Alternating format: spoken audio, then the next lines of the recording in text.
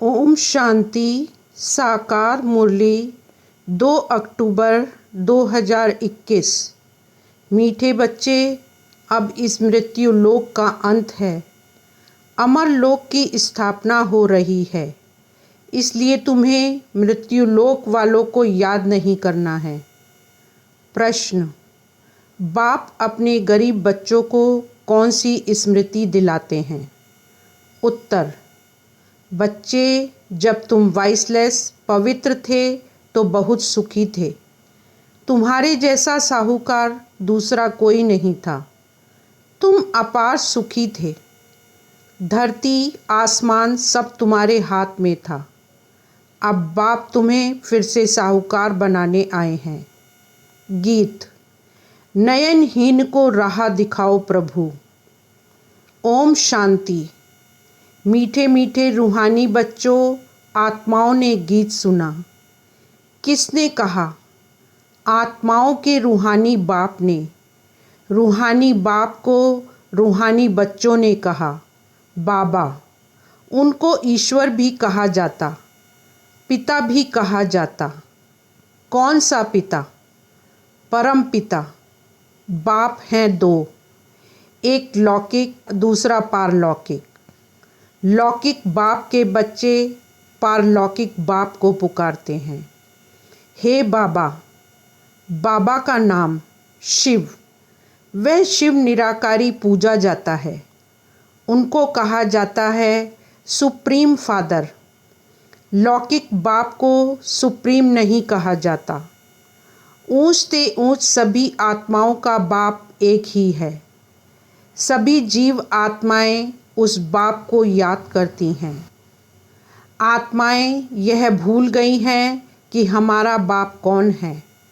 पुकारते हैं, ओ God father, हम नयनहीन को नयन दो तो हम अपने बाप को पहचाने। भक्ति मार्ग में हम अंधे बनकर ठोकरें खाते रहते हैं। अब इन ठोकरों से छुड़ाओ। बाप ही कल्प कल्प आकर भारत को हेवन बनाते हैं। अब कलयुग है, सतयुग आने वाला है। कलयुग और सतयुग के बीच को संगम कहा जाता है। यह है पुरुषोत्तम संगम। बेहद का बाप आकर जो भ्रष्टाचारी बन गए हैं, उन्हों को श्रेष्ठाचारी पुरुषोत्तम बनाते हैं। लक्ष्मी नारायण पुरुषोत्तम थे। लक्ष्मी नारायण की डिनाइस्टी का राज्य था। यह बाप आकर स्मृति दिलाते हैं, तुम भारतवासी आज से 5000 वर्ष पहले स्वर्गवासी थे, अब नरकवासी हो। आज से 5000 वर्ष पहले भारत हेवन था। भारत की बहुत महिमा थी। सोने हीरे के महल थे, अब कुछ नहीं है। उस समय और कोई धर्म नहीं था, सिर्फ सूर्यवंशी थे। चंद्रवंशी पीछे आते हैं। बाप समझाते हैं, तुम ही सूर्यवंशी थे। अब तक लक्ष्मी नारायण के मंदिर बनाते रहते हैं, परंतु लक्ष्मी नारायण का राज्य कब था, कैसे राज्य पाया, यह किसको पता नहीं। पूजा करते हैं परंतु जानते नहीं, तो ब्लाइंड फेथ हुआ ना। शिव की, लक्ष्मी नारायण की पूजा करते हैं। बायोग्राफी कोई नहीं जानते। भारतवासी खुद कहते हैं, हम पतित हैं। हे पतित पावन बाबा, आओ आकर हमको दुख से, रावण राज्य से लिबरेट करो। बाप आकर सबको लिबरेट करते हैं। बच्चे जानते हैं कि सतयुग में एक ही राज्य था। कांग्रेसी लोग अथवा बापूजी भी यही मांगते थे कि हमको फिर से राम राज्य चाहिए। हम स्वर्गवासी बनने चाहते हैं। अब नरकवासियों का क्या हाल है, देख रहे हो। इनको कहा जाता है हेल, डेविल वर्ल्ड। यही भारत डीटी वर्ल्ड था, अब डेविल वर्ल्ड बन गया है। बाबा समझाते हैं, तुमने 84 जन्म लिए हैं, ना कि 84 लाख। यह तो शास्त्रों में गपोड़े लगा दिए हैं। आज से 5000 वर्ष पहले सद्गति मार्ग था। वहाँ न भक्ति न दुख का नाम निशान था। उनको सुख धाम कहा जाता है। बाप समझाते हैं, तुम असल में शांति धाम के रहने वाले हो। तुम यहाँ पाठ बजाने आए हो। पुनर्जन्म 84 होते हैं, ना कि 84 लाख। अब बेहद का बाप आया है, तुम बच्चों को बेहद का वर्षा देने। बाप तुम आत्माओं से बात करते हैं और सत्संगों में मनुष्य को भक्ति की बातें सुनाते हैं। आधा कल्प जब भारत स्वर्ग था, एक भी पतित नहीं था। अब एक भी पावन नहीं है। यह है पतित दुनिया। बाप समझाते हैं, गीता में कृष्ण भगवानों वाच लिख दिया है। कृष्ण भगवान नहीं है, ना कि उसने गीता सुनाई है। यह लोग अपने धर्म शास्त्र को भी नहीं जानते, अपने धर्म को ही भूल गए हैं। धर्म मुख्य हैं 4। पहले आदि सनातन देवी देवता धर्म सूर्यवंशी, पीछे चंद्रवंशी। दोनों को मिलाकर कहते हैं देवी देवता धर्म। वहाँ दुख का नाम नहीं था। 21 जन्म तुम सुख धाम में थे। फिर रावण राज्य भक्ति मार्ग शुरू होता है। शिव बाबा कब आते हैं? जब रात होती है। भारतवासी घोर अंधियारे में आ जाते हैं, तब बाबा आते हैं। गुड़ियों की पूजा करते रहते हैं, एक की भी बायोग्राफी नहीं जानते। भक्ति मार्ग में अनेक धक्के खाते हैं। तीर्थों पर जाओ, फेरा लगाओ, कोई प्राप्ति नहीं है। बाप कहते हैं, मैं आकर तुमको ब्रह्मा द्वारा यथार्थ ज्ञान सुनाता हूँ। पुकारते हैं कि हमको सुख धाम और शांति धाम की राह बताओ।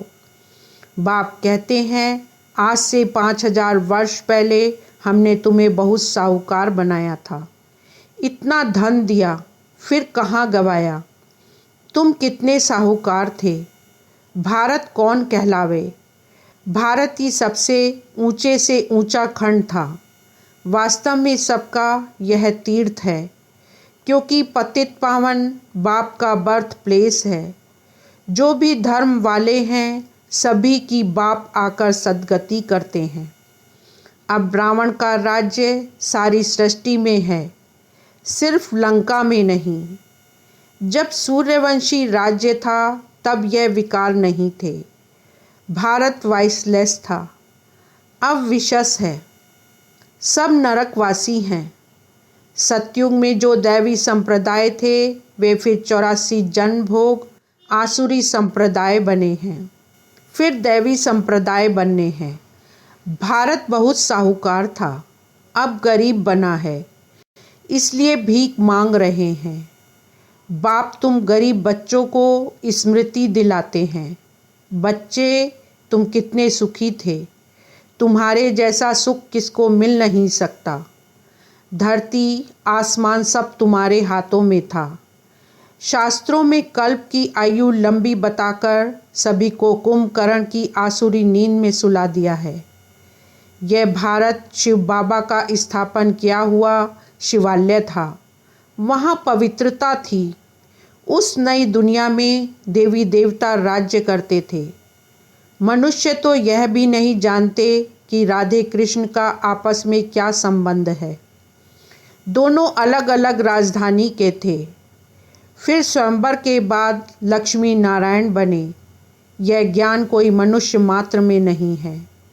स्पिरिचुअल नॉलेज सिर्फ एक बाप ही देते हैं। अब बाप कहते हैं, आत्म अभिमानी बनो। मुझ अपने परम पिता को याद करो। याद से तमो प्रधान से सतो प्रधान बन जाएंगे। तुम यहाँ आते हो मनुष्य से देवता अथवा पतित से पावन बनने। अब यह है रावण राज्य। भक्ति में रावण राज्य शुरू होता है।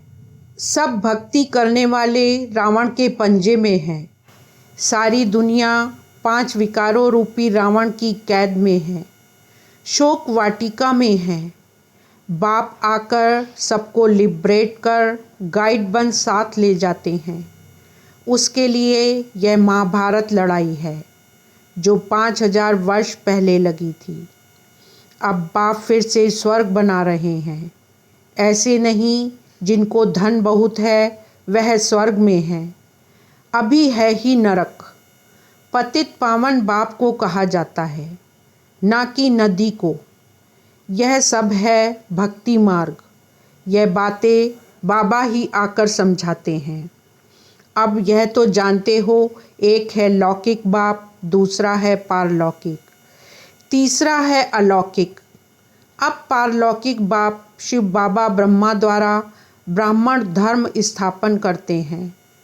ब्राह्मणों को देवता बनाने के लिए राजयोग सिखलाते हैं। आत्मा ही पुनर्जन्म लेती है। आत्मा ही कहती है मैं एक शरीर छोड़ दूसरा लेती हूँ। बाप कहते हैं अपने को आत्मा समझ मुझ बाप को याद करो तो तुम पावन बनेंगे। कोई भी देहधारी को याद नहीं करो।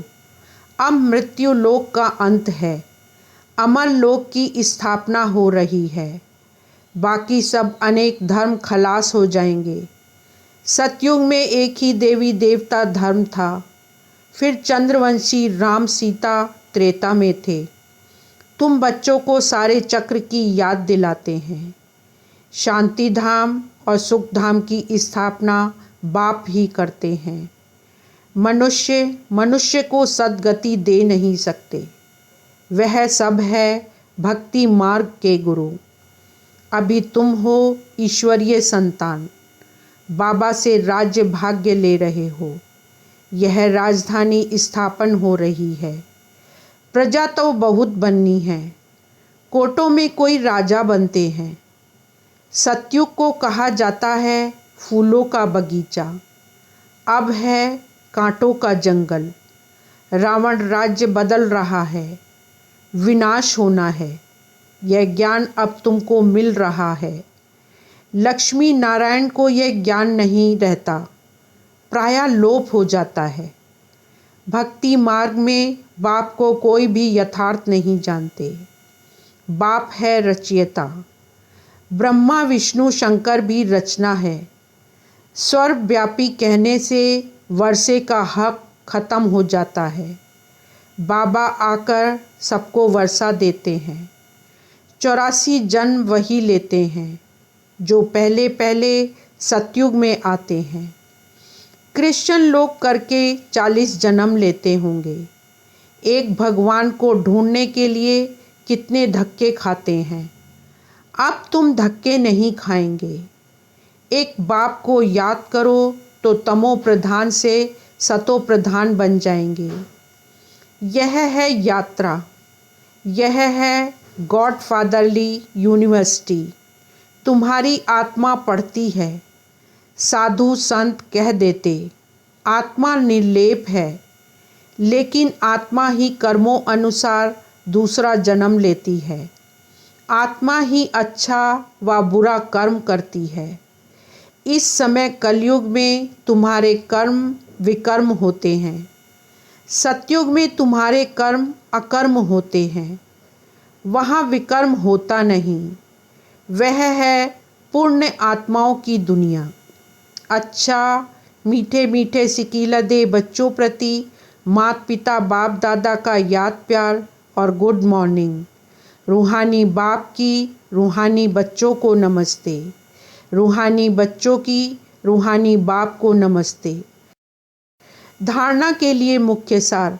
फर्स्ट पॉइंट, एक बाप से बेहद का वर्षा लेना है। श्रेष्ठ कर्म करने हैं। जब बाप मिला है तो किसी भी प्रकार के धक्के नहीं खाने हैं। सेकंड पॉइंट, बाप ने जो स्मृति दिलाई है उसे स्मृति में रख अपार खुशी में रहना है। कोई भी देहधारी को याद नहीं करना है। वरदान, निमित्तपन की स्मृति द्वारा अपने हर संकल्प पर अटेंशन रखने वाले निवारण स्वरूप भव। सार, निमित्त बनी हुई आत्माओं पर सभी की नज़र होती है। इसलिए निमित्त बनने वालों को विशेष अपने हर संकल्प पर अटेंशन रखना पड़े। अगर निमित्त बने हुए बच्चे भी कोई कारण सुनाते हैं तो उनको फॉलो करने वाले भी अनेक कारण सुना देते हैं। अगर निमित्त बनने वालों में कोई कमी है तो वह छिप नहीं सकती। इसलिए विशेष अपने संकल्प, वाणी और कर्म पर अटेंशन दे, निवारण स्वरूप बनो। स्लोगन: ज्ञानी तू आत्मा वह है जिसमें अपने गुण व विशेषताओं का भी अभिमान न हो। मातेश्वरी जी के अनमोल महावाक्य। मनुष्य की एम ऑब्जेक्ट क्या है, उसे प्राप्त करने का यथार्थ तरीका। हर एक मनुष्य को यह सोचना जरूर है अपनी अच्छी जीवन बनाने के लिए क्या उचित है। मनुष्य की लाइफ किस लिए है, उसमें क्या करना है। अब अपनी दिल से पूछें कि वो मेरी जीवन में पलटा परिवर्तन हो रहा है। मनुष्य जीवन में पहले तो नॉलेज चाहिए, फिर इस जीवन की एम ऑब्जेक्ट क्या है यह तो ज़रूर मानेंगे कि इस जीवन को सर्वदा सुख और शांति चाहिए। क्या अभी वो मिल रही है? इस घोर कलयुग में तो दुख अशांति के सिवाय और कुछ है ही नहीं। अब सोचना है सुख शांति मिलेगी कैसे। सुख और शांति यह दो शब्द जो निकले हैं वो ज़रूर इस दुनिया में कब हुए होंगे, तभी तो इन चीज़ों की मांगनी करते हैं। अगर कोई मनुष्य ऐसे कहे कि हमने ऐसी दुनिया देखी ही नहीं, तो फिर उस दुनिया को तुम कैसे मानते हो। इस पर समझाया जाता है कि यह दिन और रात जो दो शब्द हैं तो ज़रूर रात और दिन चलता होगा। ऐसे कोई नहीं कह सकते कि हमने देखी ही रात है तो दिन को मानूं कैसे। लेकिन जब दो नाम हैं तो उनका पाठ भी होगा। वैसे हमने भी सुना है कि इस कलयुग से कोई ऊंची स्टेज भी थी जिसको सतयुग कहा जाता है। अगर ऐसा ही समय चलता रहे तो फिर उस समय को सतयुग नाम क्यों दिया गया। तो यह सृष्टि अपनी स्टेज बदलती रहती है। जैसे किशोर, बाल, युवा, वृद्ध बदलते रहते हैं, वैसे सृष्टि भी बदलती रहती है। आज की जीवन और उस जीवन में कितना फ़र्क है, तो उस श्रेष्ठ जीवन को बनाने का प्रयत्न करना है। दूसरा, निराकारी दुनिया, आकारी दुनिया और साकारी दुनिया का विस्तार। इस पूरे ब्रह्मांड के अंदर तीन दुनियाएं हैं। एक है निराकारी दुनिया, दूसरी है आकारी, तीसरी है साकारी। अब यह तो जान लिया कि निराकार सृष्टि में तो आत्माएं निवास करती हैं और साकार सृष्टि में साकार मनुष्य संप्रदाय निवास करते हैं। बाकी है आकारी सूक्ष्म सृष्टि। अब विचार चलता है, क्या यह आकारी सृष्टि सदा ही है या कुछ समय उसका पाठ चलता है। दुनियावी मनुष्य तो समझते हैं सूक्ष्म दुनिया कोई ऊपर है, वहाँ फरिश्ते रहते हैं, उसको ही स्वर्ग कहते हैं, वहाँ जाकर सुख भोगेंगे।